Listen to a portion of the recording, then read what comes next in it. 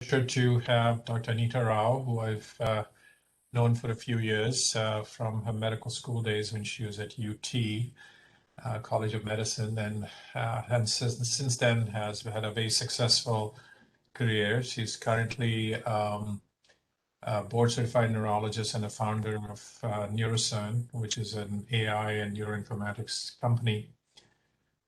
She serves as the current vice chair of the geriatric section at the American Academy of Neurology, and also sits on the board of trustees at Telecare Health System in Wisconsin. She's part of a long-term care insurance think tank and Actuarial Innovation Steering Committee for the Society of Actuaries. She's done an extensive amount of research and has been highlighted in the Washington Post and other organizations, and she was named a top business leader by Forbes magazine. So congratulations on that. She has a very interesting background. She has, besides her medical school degree, she has a master's in medical anthropology at Case Western and did her neurology at University Hospitals at Cleveland at Case, and then a behavioral neurology fellowship at UCSF. So we're very grateful. She has a faculty appointment at UT. We're lucky to have her, and she teaches both residents and medical students. So welcome. Looking forward to your talk. Thank you. Yeah, it's really exciting to be here today at UTMC because I was inspired to start a career in neurology from this very department. So I can see a lot of familiar faces logging into the WebEx today.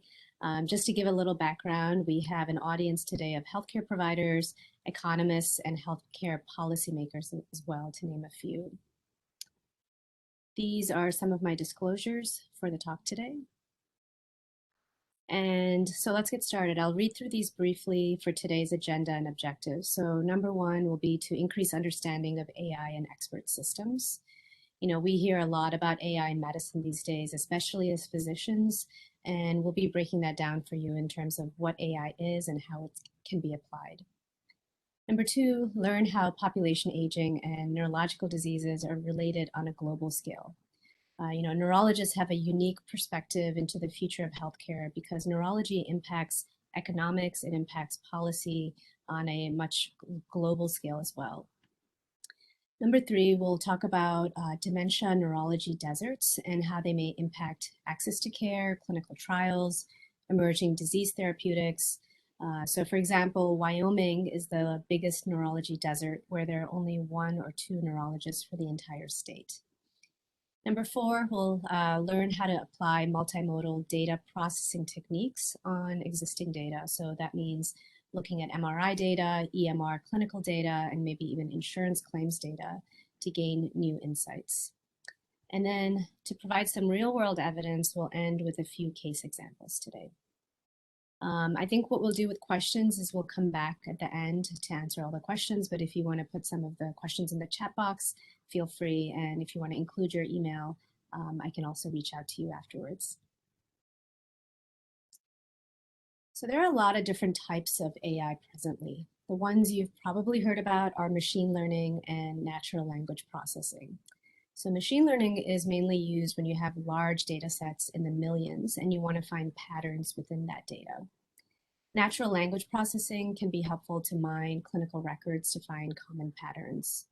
Today, however, we'll be talking about expert systems and how they're used in medicine to diagnose and treat patients.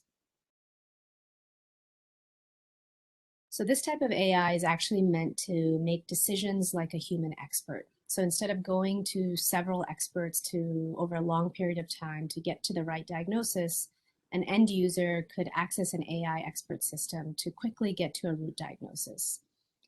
Expert systems use if-then predicate logic. So for example, if you have aphasia, then you have a left brain disease.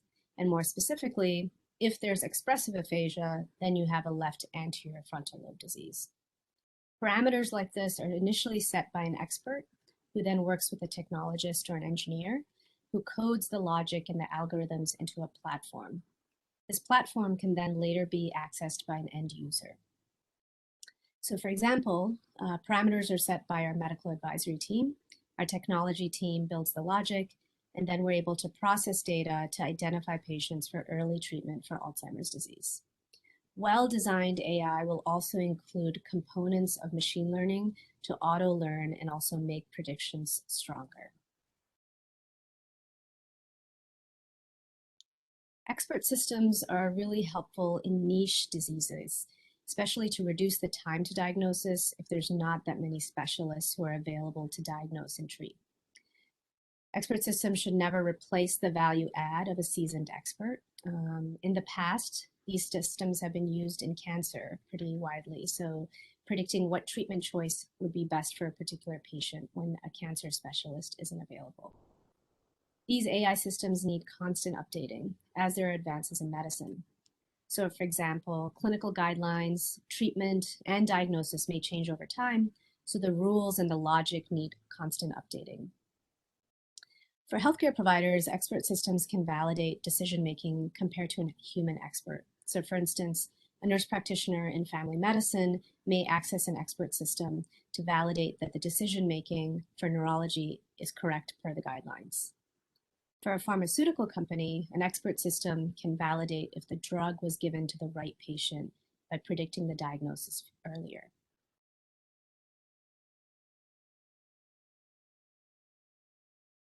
So as Dr. Ali mentioned, my journey really started right after medical school, and I wanted to share a little bit about my founder's story. I started a master's program in medical anthropology where I came across really large data sets that predicted the prevalence of diseases in 2025. Dementia topped every disease model and cost of care. As a neurologist, I began to realize there was real stigma associated with cognitive impairment. Most of my colleagues would say, well, dementia is just dementia. Why bother diagnosing it or explaining it to the family? There's really no treatments out there. However, when I'd spend time with patients and families, I realized the true burden of this disease. It impaired not just the patient, but the family, psychosocially, financially, and medically. During my fellowship training, I realized it would take patients over 5 years to get to the right diagnosis in cognitive neurology. I saw a need, and my technology team and investors supported me to build an expert system to compute a variety of relevant statistics and insights for patients, healthcare providers, insurance, and pharma. Here's a quick dashboard. An end user can look at a dashboard and quickly understand what's the probability of this disease being there, what's the potential cost of care, disease severity, and so on. Expert systems can ingest various types of data, like we mentioned, clinical EMR data, ICD-10 codes, DRG, HCPCS, claims data, prescription data, just to name a few. I'll be reviewing some of these in the case examples later in the talk, and expert systems are currently built to bridge the gap in neurology because as neurologists, we have so much to add to the global dialogue on population aging, economics, and health policy.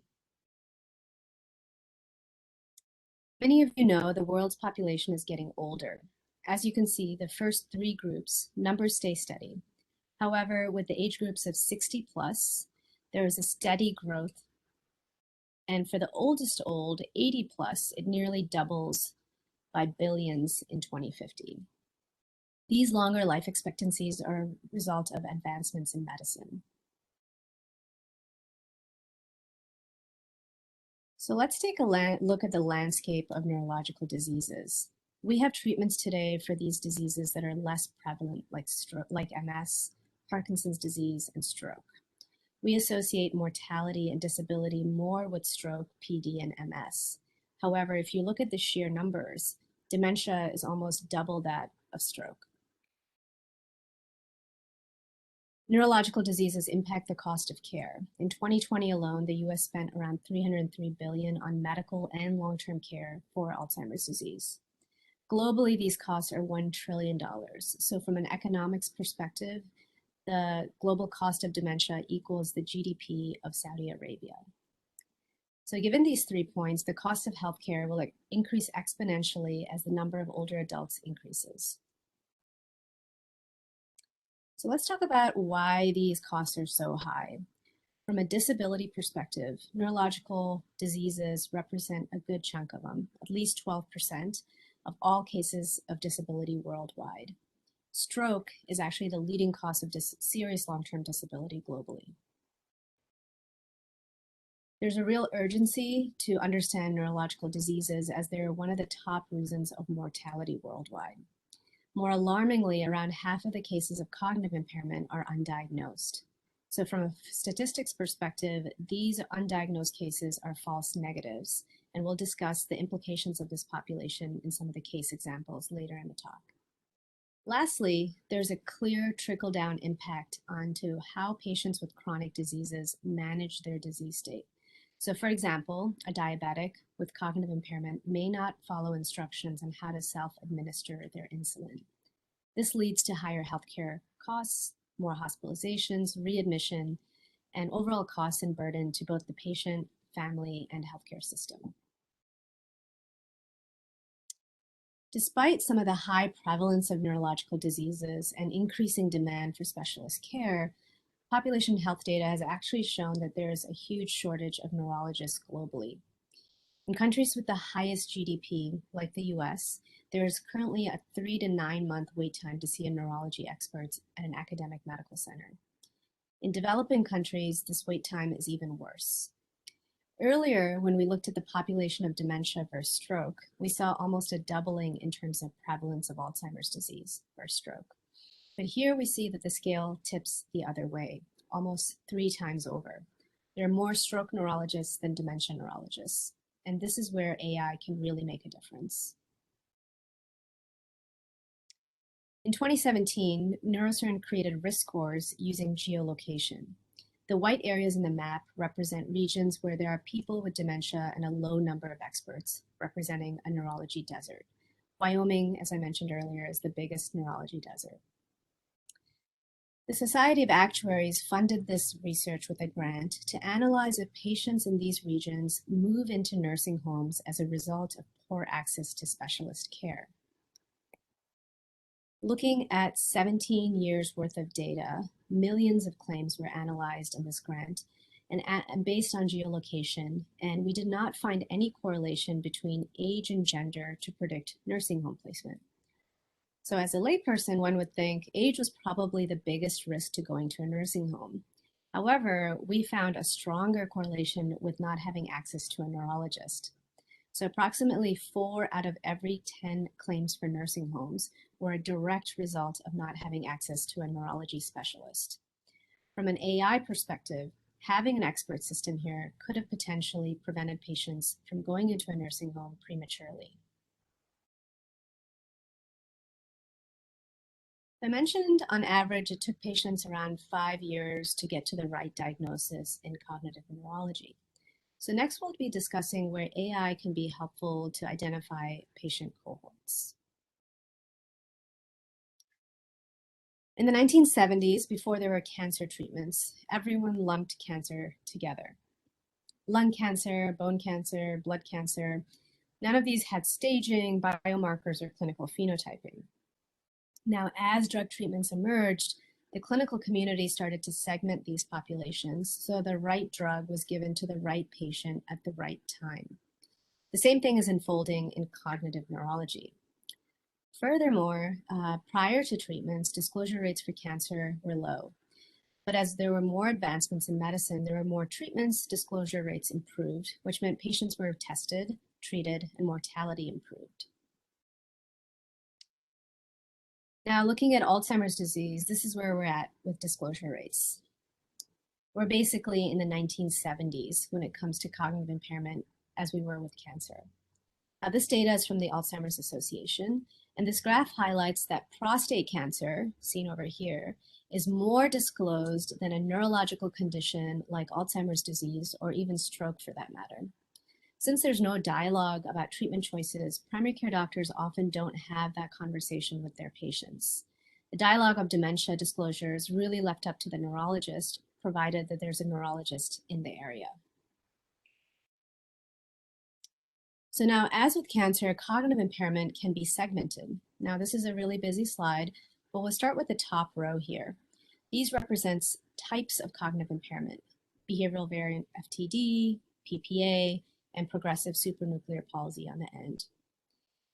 So we'll notice that the colors actually match with the neuropathology, underlying neuropathology on the bottom.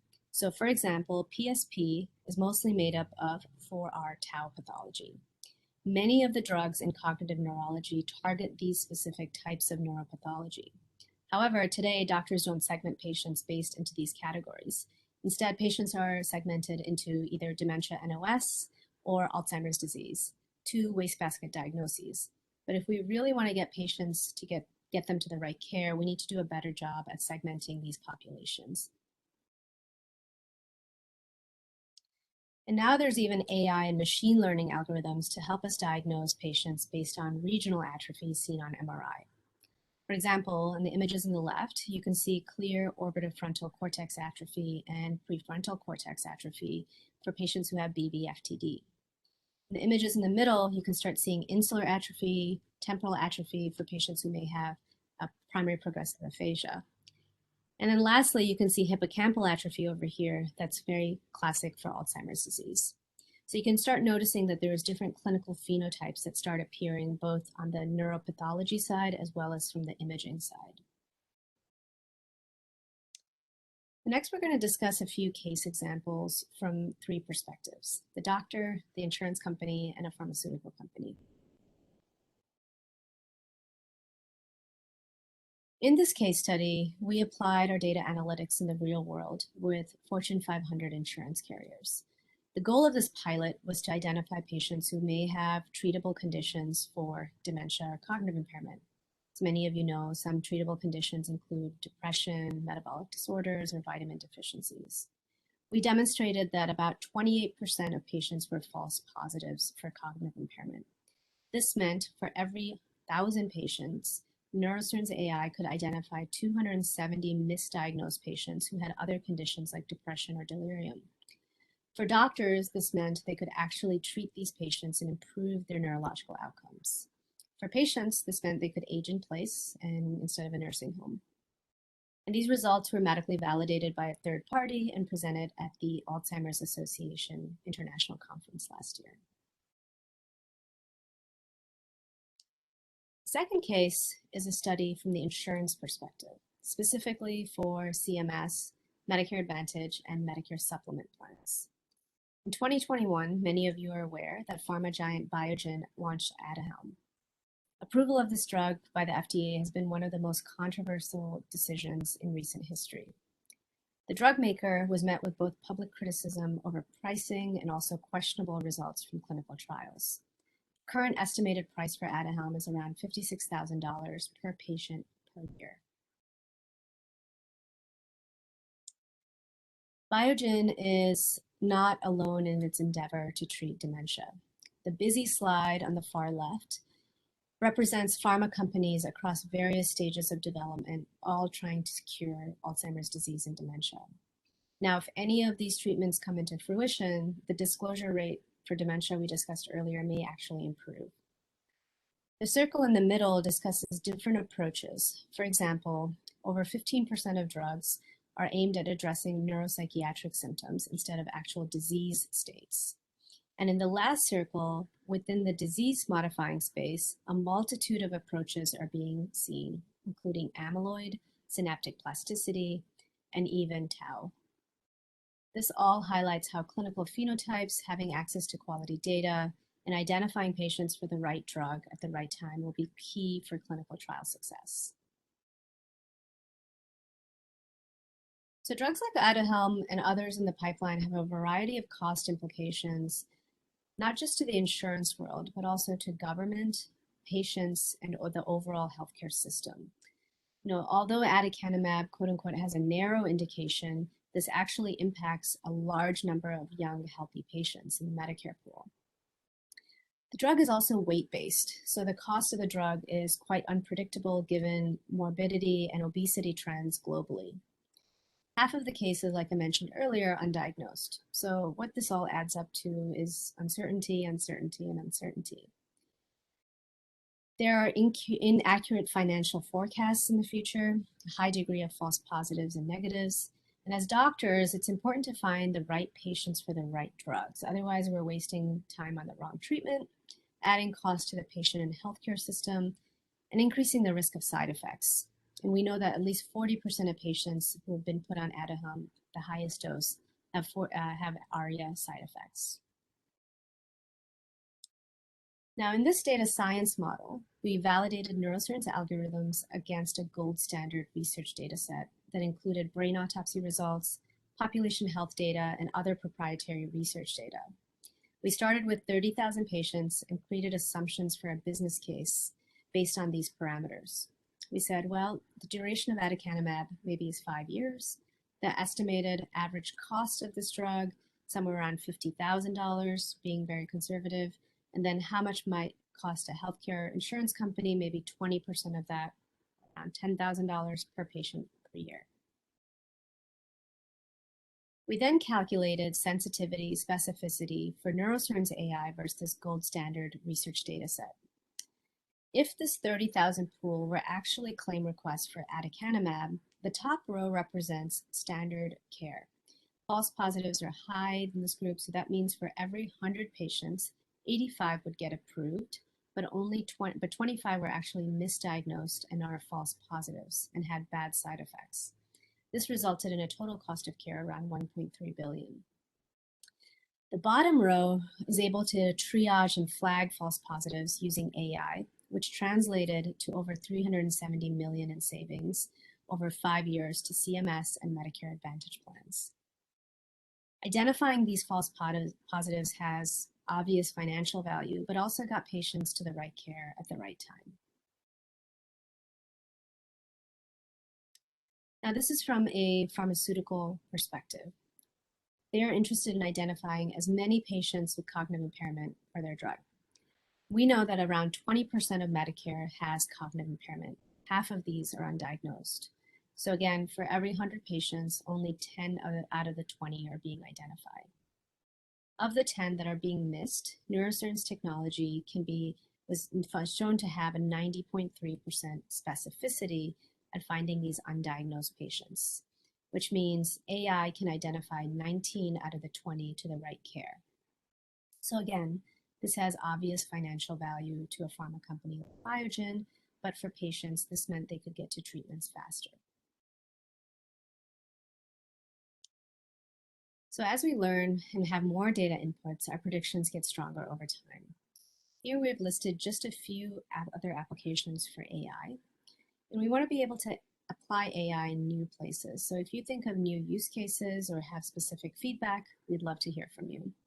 You know, it's an exciting time to be a neurologist and also be leveraging AI to impact the global aging population.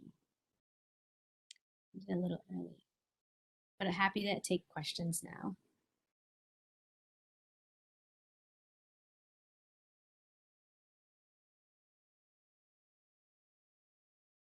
Hi, I have a quick question. I know you mentioned that one of the problems, well, not problems, is that the expert system is not really able to replace a seasoned expert. What do you think are some of the biggest things that keep it from doing so? Sure. So there's, constantly changing advancements in medicine.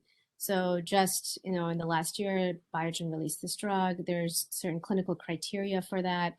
Guidelines keep changing, and, that's one of the biggest barriers in terms of why we need to constantly tune that expert system.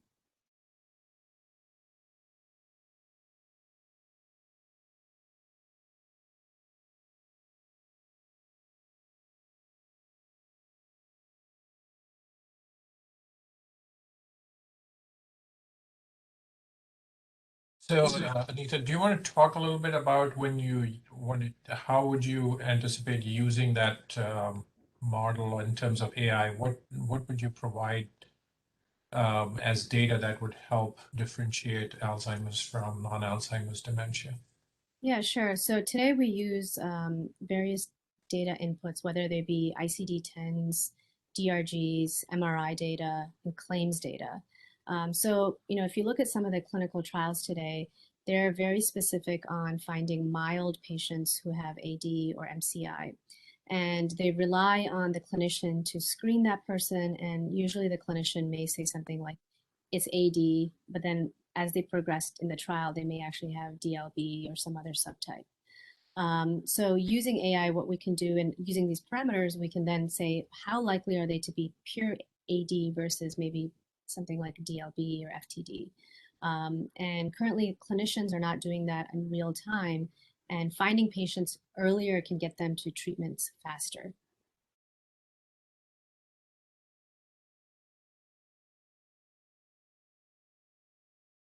I see someone raising a hand.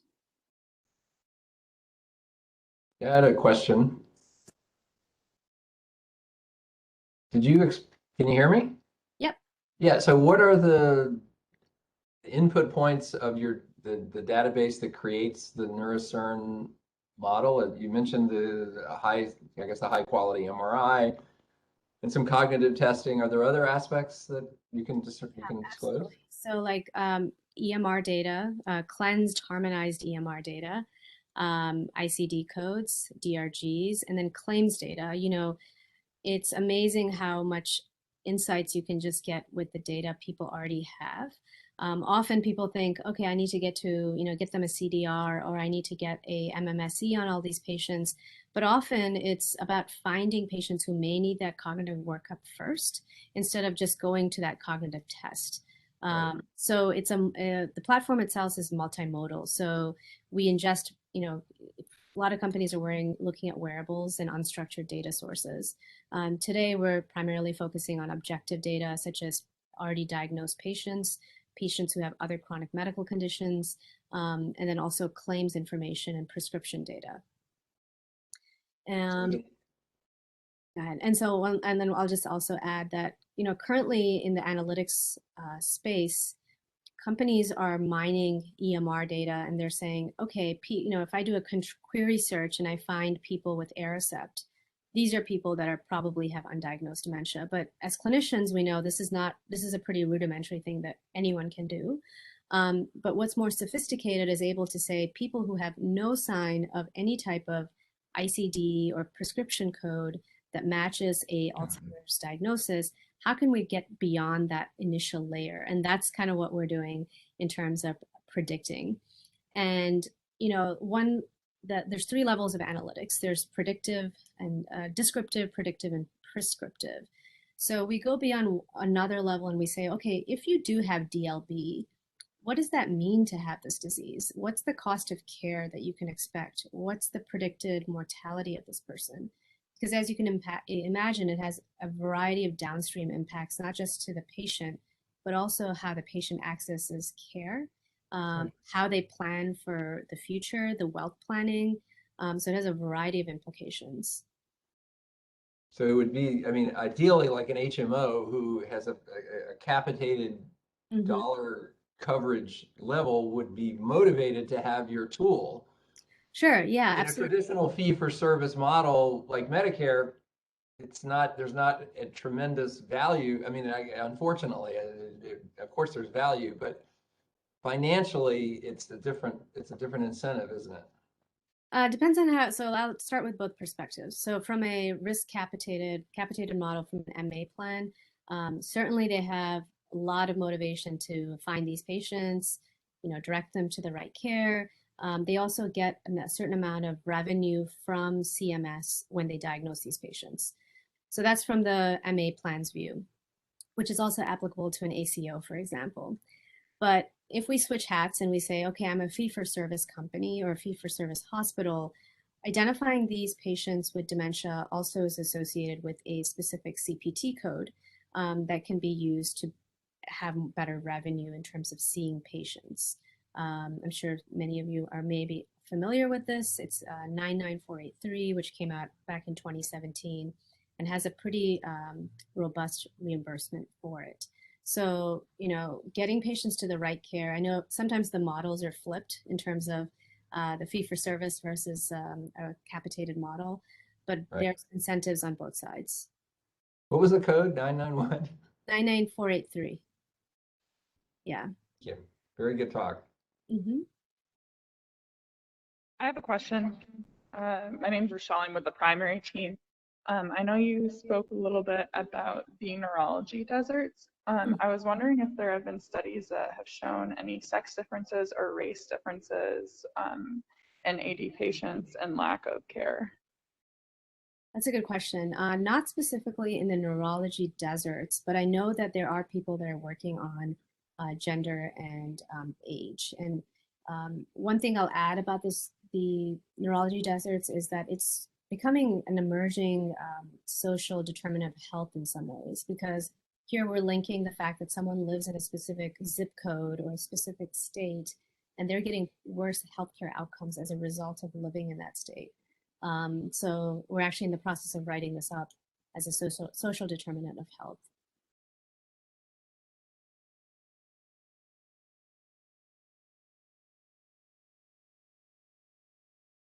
See your hand. All right. Thank you very much, Dr. Rao, for an excellent talk. Really appreciate it. Good. All right. Thanks. Bye-bye. Oh, I have one more quick question. Sorry, me again. You know, considering how important artificial intelligence is going to be for the medical field, I guess, what are your thoughts about artificial intelligence in medical education? That's a good one. So, first I get asked a lot of questions about like, do you think AI is going to replace doctors, or how could this be leveraged in medical education? So I kind of start with both. Surgeons have been using robotics and laser surgery for decades now, and it's really helped them reach more patients as a result of having this technology. Same thing goes for medical education. I think there's a huge opportunity to start talking about cognitive impairment in medical school. It's one of the diseases that every neurologist or even every clinician will be asked about. If you look at some of the data, it says, hey, at least weekly primary care doctors are being asked about cognitive impairment, what they should be. Patients are concerned about their health, their diet, their sleep. They are wondering, like, how can I prevent this? And I think it would really be beneficial to provide this type of education. Thank you. One more hand. Daniel?